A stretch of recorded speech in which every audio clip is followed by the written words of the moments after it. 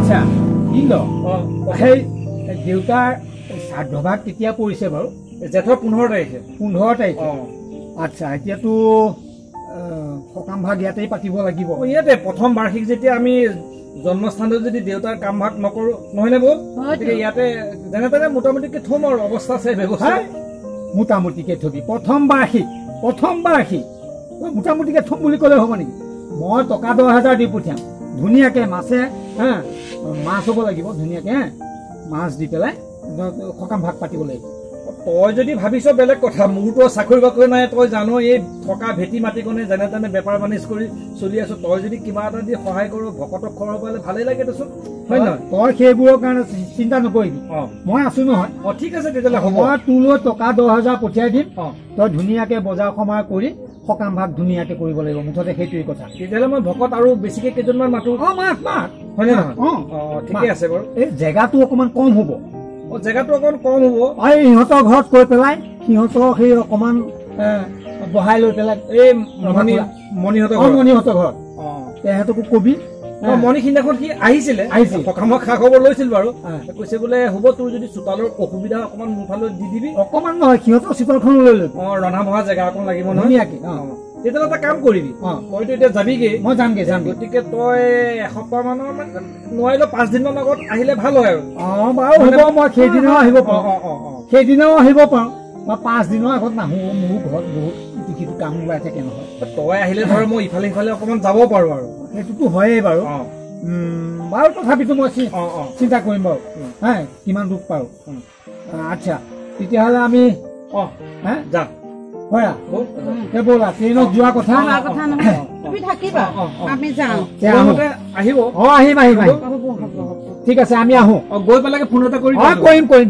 ঠিক আছে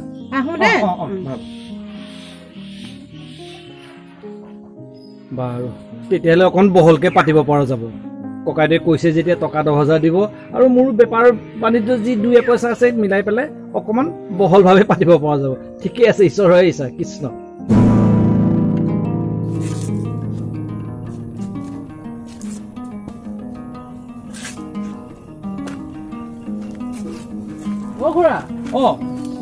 লাগি আছা? পাত কেইখনমান কাটিছো, সকাম পালেহি নহয়। তাকে কাইলে তাকে ভাল আছে আৰু। আমাৰ এই ককাইদেউহঁতক পাইছিল নেকি? পাইছিলো। তেখেতে সি দেখোন কেইদিনমান আগতে আহিম বুলি কৈছে। সম্ভৱ কাইলৈ চাগে ৰাতিপুৱা পাবহি আৰু, নহয় জানো? নাহিবহে নেকি? কিয়, তোক কিবা কৈছে নেকি? তাকে এই ৰাতুল্লা যে ৰাতুল্লাৰ মানে বিবাহ বাৰ্ষিকী এই কাকাৰ শ্ৰাদ্ধৰ দিনাখনে এতিয়া মোক মাতি থৈ আহিছিলেগে। বিবাহ বাৰ্ষিকীলৈ মাতিছিলে। মই বোলো নেযাওঁ, মোৰ ঘৰত কাম আছে বুলি পেলাই গুচি আহিলো মানে ইয়ালৈকে। বোলো সকামৰ খবৰ এটা লওঁ, এই মোৰ মানে কাম কেইটামান আছে সেইটো কাৰণে গুচি আহিলো। হয় নেকি? কথাটো তেনেকুৱাই নেকি?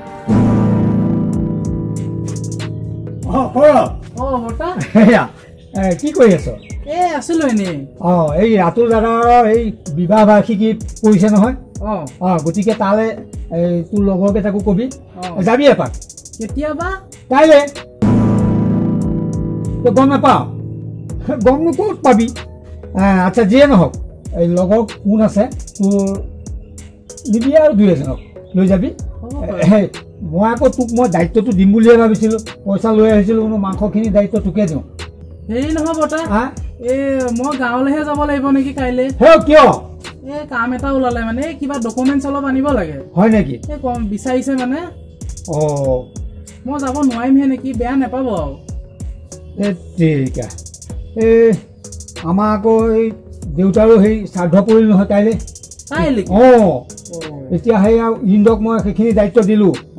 তালৈ যাম বুলি কৈছিলো। এতিয়া ইফালে ৰাতুলৰ হ'ল সেয়া বিবাহ বাৰ্ষিকী, ইফালে পিতৃদেৱতাৰ সেই বছৰেকীয়া। গতিকে কোনফালে যাম? এইফালে যাম নে এইফালে থাকিম? গতিকে সেয়া তই এটা কাম কৰিবি, তই যদি ঘৰলৈ যাৱ তই ইন্দক কথাটো গৈ কবিগে যে হেৰি বৰ্তা আহিব নোৱাৰে, কাইলৈ বোলে ৰাতুলৰ এই বিবাহ বাৰ্ষিকী। কথাটো তই কবিগে, পাৰিবিনে? যাব লাগিছিল নেকি বাৰু? প্ৰথম বাৰ্ষিকী নহয় জানো? কোন মই? মই কৈছোৱে দেখোন, মই এইফালে যাম নে সিফালে যাম, কোনটো এৰিম, কাক এৰিম, কাক ধৰিম, তই কচোন। হ'ব দিয়ক, মই কম বাৰু। আচ্ছা তই কবিগে যে বৰ্তা আহিব নোৱাৰে ৰাতুলৰ বোলে হেৰি বিবাহ বাৰ্ষিকী হ'ল হ'ব তই যাব পৰা হ'লে ভালে আছিলে হা নাযাওঁ যদি আৰু হ'ব দে যি কৰ কৰিবি হত দে মই আহিছোঁ দেই ঠিক আছে মানুহটো সলনি হ'ল দেই পুত্ৰ বোৱাৰীকৰ বিবাহ বাৰ্ষিকী আৰু দেউতাৰ প্ৰথম বছৰীয়া শ্ৰাদ্ধ সেই শ্ৰাদ্ধলৈ আহিব লাগে নে পিতেক বোৱাৰীকৰ বিবাহ বাৰ্ষিকত থাকিব লাগে হয় দিয়া খুৰা মানুহটো বহুত বেলেগ হৈ গ'ল বুজিছা কথাটো কেনেকুৱা ধৰণৰ সিটো মোক আহিম বুলি কথা দিছিল সি মোক টকা 10,000 দিম বুলি কৈছিলে মই মাছ গাখীৰ পানী এয়া যোগাৰ কৰিলোঁ এডভান্স মোৰ হাতত যিকেইটা বেপাৰ বাণিজ্য পইচা আছে অ'ত ত'ত 200কৈ দিলোঁ সি পইচাকেইটা দিব তাৰপৰা মই ধাৰ মাৰিম পইচাও নাই এতিয়া তোৰ আগত খবৰ দি পঠাইছে সি নাই এইটো কেনেকুৱা কথা মোৰ হা কিন্তু বৰ বেয়া লাগিছে নহয় এই তই সঁচাই কৈছনে বাৰু সঁচাই কৈছো খুৰা মোৰ বেয়া লাগিছে তোমাক এই খবৰটো দিবলৈ কিন্তু কি কৰিবা উপায়টো নাই এই তোৰ হাতত কিবা পইচা পাতি দিছে নেকি বাৰু পইচা নাই দিয়া নহয় পইচা দিয়া নাই পইচা নাই দিয়া চাচোন তেতিয়াহ'লে এতিয়া মই কি বিপদত পৰিলোঁ কচোন তাৰ কথা শুনি পেলাই মই অ'ত ত'ত আগধন দিলোঁ গাখীৰ মাছ চিৰা দৈ এইবিলাকত পইচা দিলোঁ আৰু শাক পাচলি বেপাৰীকো অলপ পইচা দি থলোঁ এতিয়া এইখিনি বাৰু মই কেনেকৈ ধাৰ মাৰিম কচোন বাৰু তাকতো মই হাগেই দিছিলোঁ যে বহলকৈ নেপাতোঁ যেনে তেনে নিয়মটো কৰোঁ কাৰণ মোৰ হাততো পইচা পাতি নাই চাচোন এতিয়া মই কি কৰোঁ বাৰু কচোন বাৰু খুৰা একো নহয় এই ভগৱান আছে নহয় চব হ'ব তুমি হেৰি নকৰিবা মই আহিছোঁ দিয়া মোৰ আকৌ কাম এটাও আছে নহয় যা যা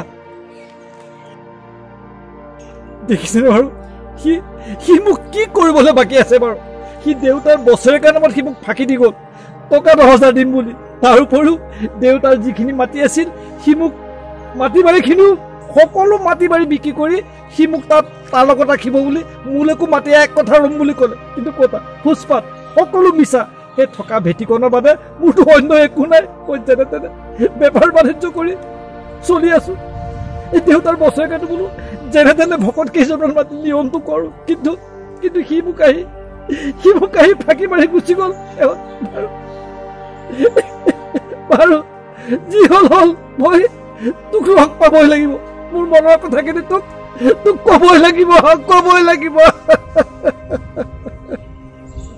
কি কৰিছে মাইকী মানুহবিলাকে সঁচাকে দেই একো বুজি নাপায় আইমণি আইমণি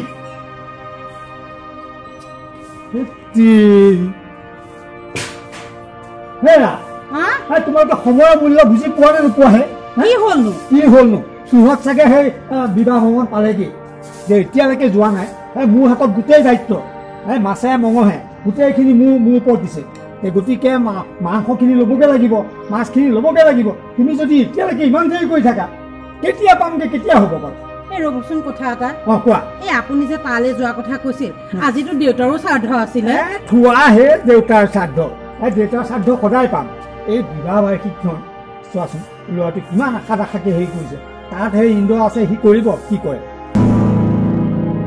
আপুনি যদি যাব নোৱাৰে মই যাওঁ নহ'লে নালাগে ইয়াতহে ভাল মাছে মঙহে ধুনীয়াকৈ দাদা ইন্দ্ৰ আচ্ছা ৰচোন ক তই মোৰ লগত কিয় এনেকুৱা কৰিলি বাৰু কচোন কি কৰিলি হা কি কৰিলি তই কি কৰা নাই বাৰু কচোন তই দেউতাৰ শ্ৰাদ্ধলৈ যাম বুলি তই যে নগলি এয়া সেই ৰাতুলৰো আজি সেই বিবাহ বাৰ্ষিকীটো কৰিল নহয় একেলগে এতিয়া কোনফালে যাম সেইফালে যাম নে এইফালে যাম তাকে চিন্তা কৰি নাই তই আছই আৰু সেইকাৰণে মই সেইখিনিতে সকাহ পাইছোঁ বুজিছনে নাই ঠিকেই আছে মই আছোঁ তই যে মোক গৈ কৈ আহিলি যে টকা 10,000 দিম তোক তই ভালকৈ সেৱাকণ পাত মইতো তোক প্ৰথমতে কৈছিলোঁ যে মই যেনে তেনে নিয়ম কৰিম বুলি কিন্তু নাই তইতো মোক পইচা দিম বুলি ক'লি মই অ'ত ত'ত আগধন হিচাপে মই তোৰ যিকেইটা আছিল দিলোঁ কিন্তু তইতো নগলি আৰু তই কেনেকুৱা ধৰণৰ ককায়ো তই তোৰ পুত্ৰ বোৱাৰী তোৰ বিবাহ বাৰ্ষিকত তই ব্যস্ত হৈ থাকিব লগা হ'ল তই দেউতাৰ প্ৰথম বাৰ্ষিক তই তালৈ যাবলৈ তোৰ অকণো মনে নক'লেনে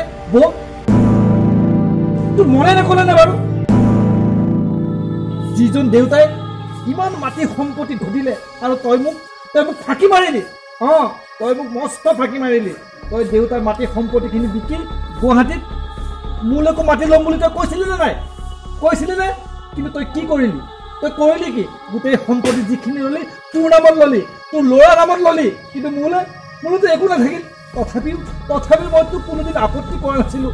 কিন্তু দেউতাৰ প্ৰথম বাৰ্ষিক তই থাকিব লাগিছিল। তই ডাঙৰ ল'ৰা, বুজিছনে? ডাঙৰ ল'ৰা হিচাপে তোৰ দায়িত্ব বহুত আছিল, কিন্তু তই নগলি আৰু মোকো তই ফাঁকি মাৰিলি। আৰু এই ঘৰ এই গাড়ী কাৰ পইচাই লৈছ? তোৰ পইচা নাই দেউতাৰ মাটি সম্পত্তি বিক্ৰী কৰি তই তাৰ পইচা তই গাড়ী সম্পত্তি লৈছ। তোৰ অকণো বেয়া নালাগিলে ককাইদেউ? তোৰ অকণো বেয়া নালাগিলে? মোৰ আছে কি? মই ব্যৱসায় বাণিজ্য কৰি যেনে তেনে তোক তাকে চলি আছোঁ। তাৰে মই দেউতাৰ প্ৰথম বাৰ্ষিকখন পাতিম বুলি ভাবিছিলোঁ, কিন্তু তই গৈ মোক ইমান মিছা কথা ক'লি, ইমান ফাঁকি মাৰিলি। তই তোৰ পুত্ৰৰ বিবাহ বাৰ্ষিকত তই ব্যস্ত হৈ থাকিলি, তই সেইটো গুৰুত্ব দিলি, কিন্তু দেউতাৰ প্ৰথম বাৰ্ষিকত তই গুৰুত্ব নিদিলি। তোক মই ককাই বুলি ক'বলৈ তোক লাজ লাগিছে। হ'ব, বেয়া নাভাব, কথাখিনি হয় নে নহয় বুলি কওকচোন। হয় মই এখেতক কৈয়ে আছিলো, দেউতাৰ শ্ৰাদ্ধলৈ যোৱা কথা মই বাৰে বাৰে কৈ আছিলো এখেতক। তই যাবলৈ অন্তত ফোন এটাতো মোক কৰিব লাগিছিল। মই সৰুবৰ মুখেৰে সকলোখিনি কথা গম পালোঁ, আৰু তই মোক কথাই ভাগত পেলাই থৈ আহিলি ধাৰ দিনত। শুন, তই মোক আৰু কোনোদিন পৰিচয় নিদিবি ভাই বুলি, আৰু মই তোক কোনোদিন ককাই বুলিয়ে কৈছোঁ নেকি? মই তোক হাত জোৰ কৰিছোঁ, আহিছোঁ।